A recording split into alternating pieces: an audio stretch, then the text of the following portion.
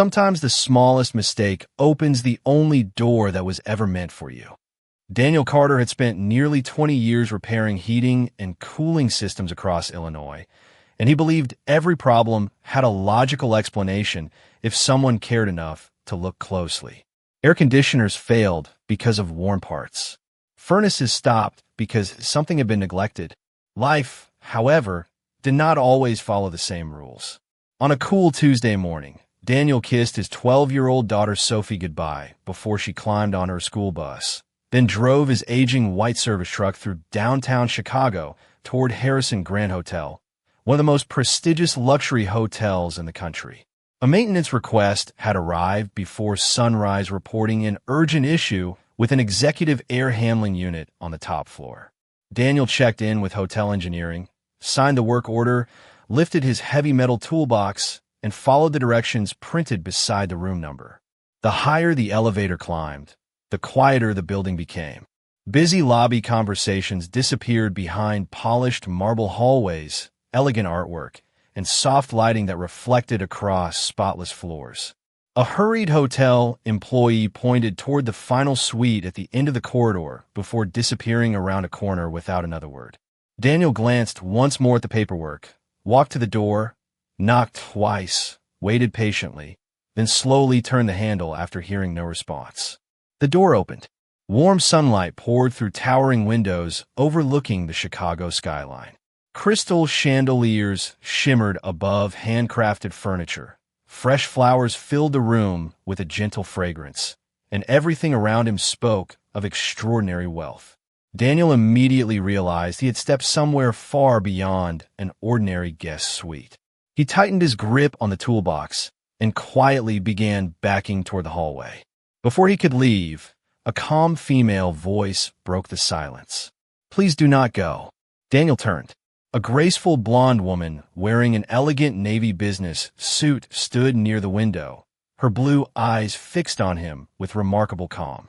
She showed no surprise, no irritation, and no confusion. Instead, she smiled with quiet relief, as though an exhausting journey had finally come to an end. Daniel lowered his eyes respectfully. "I'm very sorry, ma'am. I believe I opened the wrong room." The woman slowly walked toward him, never taking her eyes away from his face. "No, Mr. Carter," she answered softly. "You opened exactly the right one." Daniel's heart skipped with confusion. He had never seen her before, yet she knew his name. Before he could ask how, the suite door opened again. A professional executive assistant stepped inside, carrying a digital tablet filled with meeting schedules. She stopped immediately after seeing the maintenance technician standing inside the presidential suite. "Miss Harrison," she said carefully, "the board of directors has assembled downstairs." Claire Harrison looked at the assistant without changing her expression. "Tell them I will join them later." The assistant hesitated. The meeting was scheduled weeks ago.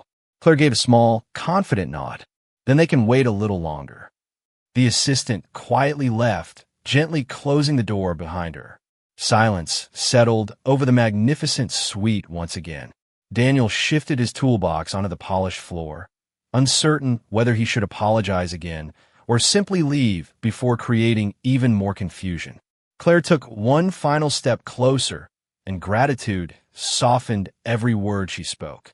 "For 13 years, I hoped this door would finally open."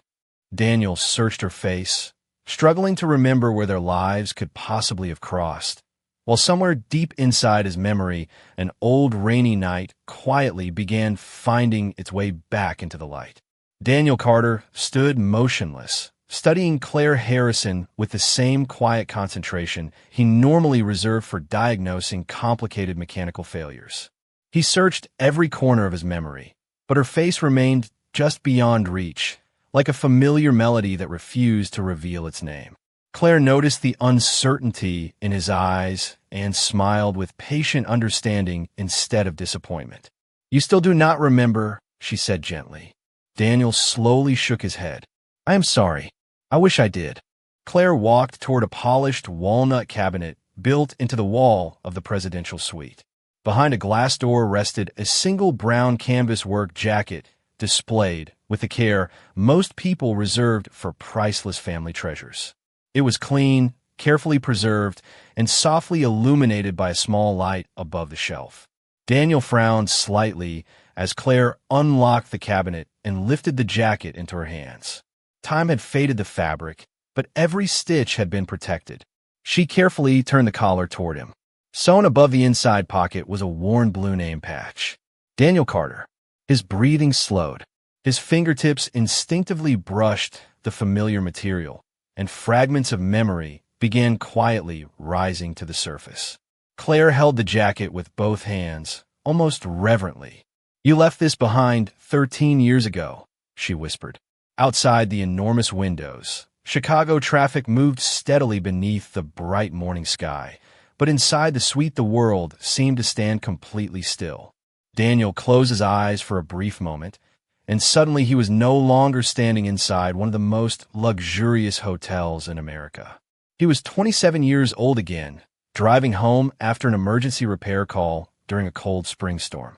Rain had fallen so heavily that visibility had dropped to only a few yards. Along the shoulder of Interstate 55, he had noticed a young woman sitting alone beside a disabled sedan with a completely flat tire. She had been wearing a dark coat, holding a broken umbrella that offered almost no protection from the wind. Daniel had pulled over without hesitation. The young woman apologized several times for troubling him, explaining that her phone battery had died and roadside assistance could not locate her because she did not know the exact mile marker. Daniel never asked who she was. He simply changed the tire beneath the pouring rain, offered her his heavy work jacket to keep warm, and checked the engine before making certain she could safely continue driving. When she tried to hand him several $100s in cash, he politely smiled and refused every bill. "Save it for someone who needs it more," he had said before climbing. Back in his truck, Claire looked directly into Daniel's eyes. "That was the night my father died." Daniel slowly opened his eyes again. The forgotten memory returned all at once with astonishing clarity. He remembered the exhausted young woman. He remembered the storm. He remembered leaving his jacket behind because Sophie had been waiting at home with a high fever, and he had rushed away after receiving a call from the babysitter. Claire folded the jacket carefully across her arms. "I tried to find you after the funeral," she said quietly. "The highway cameras could not identify your truck. The repair company had closed, and all I had left was your jacket. I promised myself that if life ever gave me another chance, I would thank the man who helped a complete stranger without asking for anything in return." Daniel lowered his head with quiet humility. "I only did what I hoped someone would have done for my own family." Claire smiled softly. "That is exactly why I never stopped looking." Silence settled between them with a strange sense of peace, as though 13 years of unanswered questions had finally found a place to rest. Daniel looked once more at the worn brown jacket before quietly smiling. "I never imagined something so ordinary could mean so much to someone." Claire carefully folded the jacket again and returned it to the glass cabinet. "It was never about the jacket," she replied softly. "It was proof that kindness still existed when I believed I had lost everything." Daniel nodded respectfully. "I'm glad I could help, even if I did not remember it." Claire walked toward a small table beside the window where a leather portfolio rested. She opened it and removed several neatly preserved papers that had clearly been read many times. "Finding you is not as simple as you might think," she said with a gentle smile. "For years, every search reached another dead end." Daniel listened quietly without interrupting. "The repair company where you worked closed only months after that night. Your old address no longer belonged to you. Every trail disappeared." She paused before lifting a single sheet of lined notebook paper from the portfolio. The edges were slightly worn, but every word had been carefully protected inside a clear sleeve. "Then, 3 months ago, our foundation sponsored a statewide middle school writing contest about everyday heroes." Daniel glanced curiously at the page. Claire continued, "Thousands of essays arrived from across Illinois. I normally read only the finalists, but one title made me stop." She slowly turned the paper toward him. Across the top, written in careful handwriting, were the words, "The strongest person I know." Daniel immediately recognized the neat handwriting. His eyes softened before he even reached the author's name. At the bottom of the first page, it read, Sophie Carter, grade 7. A quiet smile appeared across his face. She did not tell me she entered a contest. Claire laughed gently. She also did not know she solved a mystery that had lasted 13 years. Daniel carefully accepted the paper and began reading. Sophie had not described a famous athlete, a movie star, or a successful executive. She had written about her father. She described waking before sunrise to see him leaving for work every morning with a lunch packed in an old cooler. She described the evenings when he still found enough energy to help with homework after repairing heating systems all day. She wrote that her father never complained when money was tight because he always reminded her that people became rich in many different ways. One sentence stopped Daniel completely. My dad says that if you can make one person's hardest day a little easier, you should never wait for someone else to do it. Claire watched quietly as Daniel reached the end of the essay. When I read those words, she whispered, I knew they belonged to the man who had refused my money on the highway. Daniel slowly lowered the paper, his eyes shining with quiet emotion. She remembered something I said only once. Claire nodded. Children remember the lessons that adults forget. Daniel smiled humbly. Everything good, she knows, came from watching her mother before she passed away. I have only tried to continue what she started. Claire looked at him with growing admiration. Every answer she found seemed to reveal another reason why Daniel had never searched for recognition. He had simply continued living exactly as he had that rainy night, helping people whenever he could and returning home each evening believing that was enough. Outside the suite, footsteps echoed faintly through the hallway as another busy day unfolded inside Harrison Grand Hotel. But neither of them noticed that several employees had quietly begun wondering why an ordinary maintenance technician had remained inside the presidential suite far longer than anyone could explain. Daniel carefully handed Sophie's essay back to Claire, thanked her for preserving it with such care, then reached for his toolbox with the quiet confidence of a man who believed every meaningful conversation eventually had to give way to ordinary responsibilities. I should get back to work, he said with a respectful smile. The air handling unit is probably still waiting for me. Claire laughed softly for the first time that morning. You were right. It would be embarrassing if the chief executive officer delayed an entire board meeting because the maintenance technician never had the chance to repair the equipment. Daniel smiled politely, still uncomfortable with the attention surrounding him. Claire personally walked him to the suite door, opened it, and thanked him once more before he stepped into the hallway. He nodded, picked up his toolbox, and followed the engineering signs toward the mechanical room without realizing that several hotel employees had witnessed the brief farewell. They had expected to see executives, investors, or celebrities entering the presidential suite. Instead, they watched an ordinary HVAC technician leave after nearly an hour inside the private residence of the company's billionaire chief executive officer.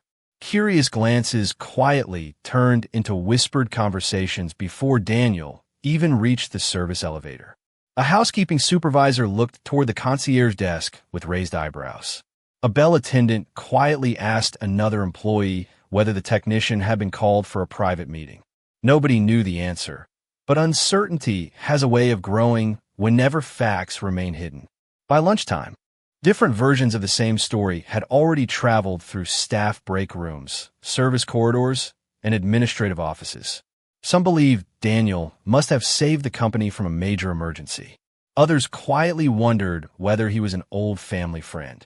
A few simply admitted they had never seen Miss Harrison postpone an important board meeting for anyone. Daniel remained completely unaware of the growing speculation. He spent the next several hours replacing worn components inside a rooftop air handling unit, documenting the completed repairs, and thanking the engineering manager before leaving the property exactly as he did after every service call. His thoughts never returned to the whispers inside the hotel. Instead, he stopped at a neighborhood grocery store to buy fresh vegetables, milk, and Sophie's favorite tomato soup, because she had mentioned that morning she was craving it after school. While Daniel drove home through familiar suburban streets, Claire finally entered the executive boardroom nearly 90 minutes later than scheduled. Every director stood politely as she arrived, Yet several exchanged subtle looks that did not escape her attention. Charles Reynolds, the senior independent director who had served on the board longer than anyone else, greeted her warmly before asking, "Everything all right this morning?" Claire answered with complete honesty, although not with complete explanation. "Yes, something unexpectedly important required my attention." Charles accepted the answer, but curiosity lingered around the polished conference table. Later that afternoon, after the meeting concluded, two executives quietly discussed the unusual delay while reviewing quarterly reports. Neither intended harm, yet questions continued spreading because no official explanation existed. Claire stood alone in her office overlooking the Chicago skyline, watching the afternoon sunlight reflect across neighboring buildings. She realized that a single unexpected reunion had already begun creating stories she had never intended to start. At that same moment, Daniel unlocked the front door of his modest home, where Sophie rushed into the hallway holding another school assignment she could not wait to share, completely unaware that her simple essay had changed two lives and quietly set in motion events that neither father nor daughter could possibly foresee. The following morning began like every other morning in Daniel Carter's life. He prepared breakfast before sunrise, packed Sophie's lunch, reminded her to bring her science project home after school, and drove his familiar white service truck toward another full day of repair calls. Nothing about his routine suggested that quiet conversations inside one luxury hotel had continued long after he left. At the maintenance company, his supervisor Mike Sullivan handed him the daily schedule with a cheerful smile. "Looks like Harrison Grand Hotel needs another inspection next week," Mike said. "They specifically requested our team again." Daniel accepted the clipboard without saying anything at first. He remembered Claire's gratitude, the unexpected reunion, and the curious faces he had noticed outside the presidential suite. He also remembered the whispered voices in the hallway that had followed him to the service elevator.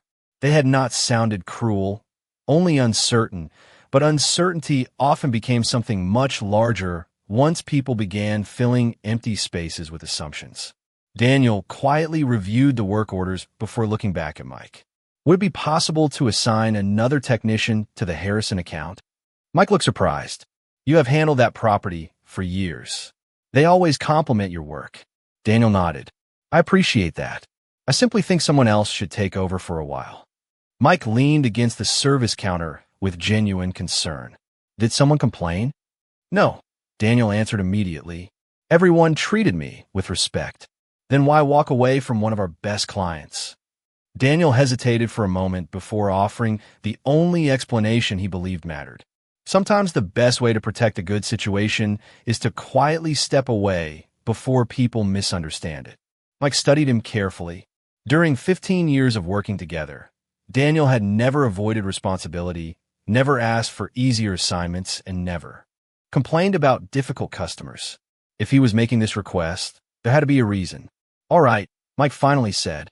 "I trust your judgment." Daniel smiled with sincere gratitude. "Thank you." Later that afternoon, he sat alone during his lunch break inside the service truck and pulled a sheet of company stationery from his folder. In careful handwriting, he drafted a short letter requesting that another technician permanently handle all future Harrison Grand Hotel maintenance contracts. He praised the hotel staff, thanked them for every opportunity, and made it clear that his decision reflected only his personal preference. There was no complaint, no accusation, and no explanation that might invite further questions. When he finished, he sealed the envelope and mailed it before driving to his next repair appointment. Across downtown Chicago, Claire Harrison was reviewing employee reports when her executive assistant quietly entered the office carrying a single envelope. "This arrived from Carter Mechanical," the assistant said. Claire opened it with quiet curiosity, expecting a maintenance report. Instead, she found Daniel's handwritten request. She read every line slowly, then read it again. The words were simple, yet the meaning behind them struck far deeper than any business proposal she had reviewed that week. Daniel was not protecting himself. He was protecting her company from unnecessary speculation, even if it meant giving up work he had earned through years of honest service. Claire slowly lowered the letter and looked out across the city in thoughtful silence. Wealth had introduced her to many impressive people, but very few had ever chosen sacrifice when silence would have been easier. Holding Daniel's letter in her hands, she realized that the man she had searched for during 13 years was still living by the same quiet principles that had led him to stop beside a lonely highway without expecting anything in return. And for the first time, she understood that the rumors surrounding them would never disappear unless she was willing to search for the truth as courageously as he had always chosen to live it. Claire Harrison placed Daniel's handwritten letter inside the same leather portfolio that protected Sophie's essay and the old brown work jacket. 3 ordinary objects now carried more weight than many contracts worth millions of dollars. She canceled the remainder of her afternoon appointments and instructed her executive assistant that she would be away from the office for several hours. There was no press announcement, no security detail beyond the discreet protection that always remained at a respectful distance, and no official schedule explaining where the chief executive officer had gone. Claire drove to the quiet suburban neighborhood listed on Daniel's old employment records, not to visit his home, but to understand the life he had built when no one important had been watching. Her first stop was the neighborhood public library, where Sophie's essay had mentioned spending nearly every Saturday. Eleanor Brooks, the senior librarian, welcomed Claire without recognizing her. Dressed in simple jeans, comfortable walking shoes, and a light sweater, Claire looked like any other visitor browsing the shelves. She asked whether the library hosted many community volunteers. Eleanor smiled immediately. One family never misses a weekend. She pointed toward a reading room, where Daniel was kneeling beside a low bookshelf, patiently helping several children return books to the correct places while Sophie laughed nearby as she organized a stack of picture books. Daniel wore faded blue jeans and a plain long-sleeved shirt instead of his work uniform. Yet his calm expression was exactly the same as it had been inside the presidential suite. He thanked every child who helped, listened carefully whenever someone asked a question, and quietly repaired the loose wheel on a small book cart using a screwdriver from his pocket before anyone even realized it was broken. Claire watched from across the room without interrupting. Nobody treated Daniel like a hero. Nobody applauded him. They simply expected him to show up, because he always did. After leaving the library, Claire stopped at a nearby, family-owned hardware store where Daniel frequently purchased supplies. The owner recognized his name. Immediately, if Daniel says something can be repaired instead of replaced, people believe him, the owner said with an appreciative smile. He saves customers money, even when it means buying fewer parts from me. I should probably complain, but it is hard to complain about someone that honest. Claire thanked him and continued her quiet search. Everywhere she went, she heard nearly identical stories. A retired neighbor explained that Daniel cleared snow from several driveways every winter before leaving for work. A middle school teacher spoke warmly about a father who never missed conferences despite long workdays. None of them mentioned wealth, influence, or recognition. They spoke only about dependability, kindness, and respect. As evening approached, Claire returned to the library parking lot just as Daniel and Sophie walked toward their pickup truck carrying a small bag of borrowed books. Sophie slipped her hand into her father's, talking excitedly about a science project while Daniel listened with complete attention, as though nothing else in the world mattered. Claire remained inside her car and did not disturb them. She realized that the greatest measure of a person's character was not how they behaved when important people were watching, but how consistently they lived when nobody expected anything from them. As Daniel drove away beneath the warm glow of the setting sun, Claire understood that the rumors surrounding him had been built upon a single morning inside a hotel, while the truth had quietly been written over thousands of ordinary days, and she silently promised herself that before this story reached its end, the truth would be the part everyone remembered. During the following week, Claire Harrison found herself quietly changing habits that had once seemed permanent. Instead of spending every lunch inside executive conference rooms, she began leaving the office for an hour without announcing where she was going. More often than not, she drove to the neighborhood library where Daniel and Sophie volunteered every Saturday. She never arrived with photographers, company staff, or publicity plans. She simply asked Eleanor Brooks whether another Pair of hands would be useful. Eleanor welcomed her warmly, never treating her as anyone more important than the other volunteers. Claire sorted donated books, carried heavy boxes into storage, repaired worn labels, and read picture books aloud to children who gathered for the afternoon story hour. For the first time in many years, she discovered a kind of satisfaction that could not be measured by quarterly reports or financial statements. Daniel noticed her during the second weekend, but showed no surprise. He simply smiled politely and continued helping a young boy search for a history book about Abraham Lincoln. "I did not know you volunteered here," Daniel said later as they returned books to the shelves together. Claire smiled. "Neither did I until recently." Daniel chuckled softly. "It suits you." She looked at him with curious amusement. "How can you tell?" Daniel placed another book neatly into its proper place before answering. "Because you're not looking around to see whether anyone notices." Claire paused, quietly absorbing the simplicity of his observation. Throughout her career, people had praised her intelligence, her determination, and her leadership, but very few had ever complimented the way she treated moments when nobody was watching. Over the next several weeks, their conversations remained comfortably ordinary. They discussed favorite books, community events, Sophie's school projects, and the importance of public libraries in neighborhoods where families depended upon free access to learning. Daniel never asked about hotel profits or corporate decisions. Claire never mentioned board meetings or business strategies. Their friendship grew not from status, but from shared respect for simple acts of service. Meanwhile, subtle changes began appearing inside Harrison Grand hotels. Claire introduced a new employee recognition program that celebrated kindness, honesty, and community service instead of focusing only on financial performance. Housekeepers who quietly helped elderly guests, maintenance workers who stayed late to solve unexpected problems, and front desk employees who showed exceptional compassion all began receiving handwritten letters of appreciation directly from the chief executive officer. Managers noticed that workplace morale slowly improved, although few understood what had inspired the changes. Daniel remained completely unaware of his influence. He continued repairing heating systems, attending Sophie's school events, volunteering on weekends, and living exactly as he always had. One Friday evening, Sophie looked up from her homework and asked, "Dad, do you think people can change after they become successful?" Daniel smiled thoughtfully before setting aside the screwdriver he had been using to repair a loose kitchen cabinet hinge.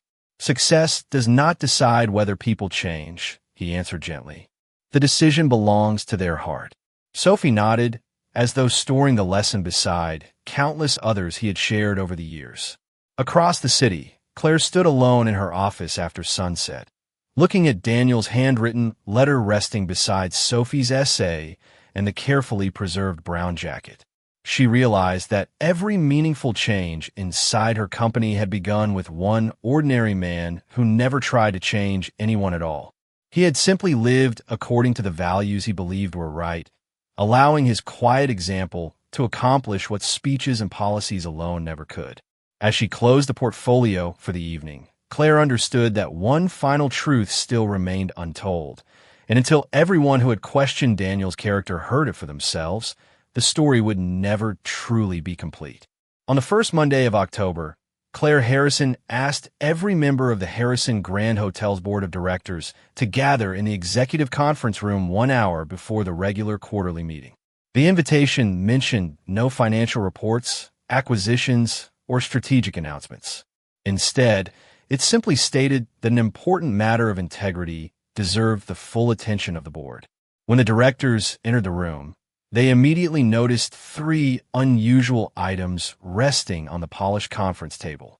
There was an old brown canvas word jacket carefully folded inside a protective display case, a handwritten letter requesting reassignment from the Harrison maintenance contract, and a middle school essay preserved inside a clear folder. Charles Reynolds looked at Claire with quiet curiosity. "What are we reviewing today?" Claire remained standing instead of taking her seat at the head of the table. "The character of a man," she answered calmly. She began by describing the rainy night 13 years earlier when a young HVAC technician had stopped beside Interstate 55 to help a stranded stranger without asking her name or accepting payment. She explained how that stranger had been herself, traveling after the death of her father, frightened, exhausted, and convinced that kindness had become rare. She then lifted the old jacket and explained how it had remained in her possession because the man who owned it had rushed home after receiving news that his young daughter was sick. Next, she held up Sophie's essay and slowly read several passages describing the father who believed every person deserved respect whether anyone noticed or not. The room grew quieter with every page. Finally, Claire unfolded Daniel's handwritten letter. She explained that after rumors had quietly spread throughout the hotel following their unexpected reunion, Daniel had voluntarily asked to be removed from every Harrison property, not because anyone had treated him unfairly, but because he wanted to protect the reputation of a company that had already given him years of honest work. She read the letter aloud from beginning to end. No one interrupted. No one reached for a phone or whispered to a colleague. When the final sentence faded into silence, the conference room remained completely still. Charles Reynolds slowly removed his glasses and looked around the table before speaking. "We questioned a man's presence in this company without ever questioning the quality of his character," he said quietly. Another director nodded in agreement. "His actions have shown more respect for this organization than many people who have worked inside it for decades." Claire then presented a formal resolution recognizing Daniel Carter for extraordinary integrity, selfless service, and professional ethics, while also recommending that Harrison Grand Hotels establish an annual Quiet Dignity Award honoring employees and community partners whose kindness changed lives without seeking recognition. Every director voted in favor without hesitation. Later that afternoon, Claire personally called Carter Mechanical and asked Mike Sullivan whether Daniel would be willing to visit the hotel once more. Mike smiled after ending the call because Daniel had reluctantly agreed, believing another maintenance inspection was needed. When Daniel entered the familiar executive boardroom, carrying his toolbox, he stopped in surprise as every board member rose from their chairs to welcome him. Claire stepped forward holding the carefully preserved jacket and smiled with sincere gratitude. Daniel looked around the silent room, still unable to understand why so many accomplished people were standing simply because he had walked through the door, and in that unforgettable moment, he finally realized that quiet dignity had a remarkable way of revealing the truth long after rumors had lost their voice. 1 year later, the first Saturday of autumn brought the same gentle sunlight through the windows of the neighborhood public library where Daniel Carter and Sophie had volunteered for years. Some things had changed quietly during those 12 months, while others had remained exactly as they had always been. Daniel still drove the same aging white service truck, still repaired heating and cooling systems with patient care, and still believed that every person deserved kindness whether anyone noticed or not. Sophie had grown taller, carried more books than ever before, and proudly served as a student volunteer helping younger children discover the joy of reading. The library itself felt brighter than it once had. New shelves lined one wall, comfortable reading chairs filled a renovated children's corner, and a plaque near the entrance thanked the Harrison Community Foundation for supporting neighborhood libraries throughout Illinois. Claire Harrison had insisted that every improvement honor local volunteers instead of corporate donors, because she believed that communities were strengthened by ordinary people who quietly showed up every week. That morning, she entered the library carrying a carefully wrapped package beneath one arm. She was dressed simply, just as she had been during every volunteer visit over the past year, and Eleanor Brooks greeted her with the warm familiarity reserved for close friends rather than important executives. Daniel looked up while organizing returned books and smiled. "Good morning, Claire." She smiled back with the same quiet warmth. "Good morning, Daniel." Sophie hurried over to say hello before returning to help several children choose books for the weekend. Claire then placed the wrapped package on a reading table. "I think something has waited long enough," she said gently. Daniel slowly removed the paper. Inside rested the familiar brown canvas work jacket, freshly cleaned, carefully restored, and looking almost exactly as it had 13 years earlier. He stood silently for several moments before running his hand across the worn name patch stitched above the inside pocket. Every faded thread carried a memory that no longer felt unfinished. Claire spoke softly. "It belonged with you all along. I was only keeping it safe until the right time." Daniel carefully slipped the jacket over his shoulders. It fit exactly as he remembered, and a quiet smile appeared across his face. Sophie looked at her father with shining eyes. "It looks like it never left." Daniel laughed gently. "Maybe some things know where home is even after taking the long way back." Claire looked around the library filled with families reading together, volunteers arranging books, and children discovering stories that might shape the rest of their lives. She realized that the greatest miracle had never been finding Daniel again. It had been discovering that genuine kindness could quietly transform every life it touched without asking for applause. Daniel turned toward her with sincere gratitude. "Thank you for believing that an ordinary person was worth searching for." Claire slowly shook her head. "You were never ordinary. You simply never needed the world to tell you who you already were." No one else inside the library knew the full story behind the old jacket, the rainy highway, or the years of searching that had finally come to an end. They only saw friends shelving books together, a father smiling beside his daughter, and a woman who had learned that true leadership begins with humility. Outside, autumn leaves drifted gently across the sidewalk as another ordinary Saturday unfolded, and in that peaceful moment it became clear that dignity never needed to raise its voice. Because when kindness remains faithful through every season of life, it eventually finds its way home and leaves behind a silence more powerful than any words ever could.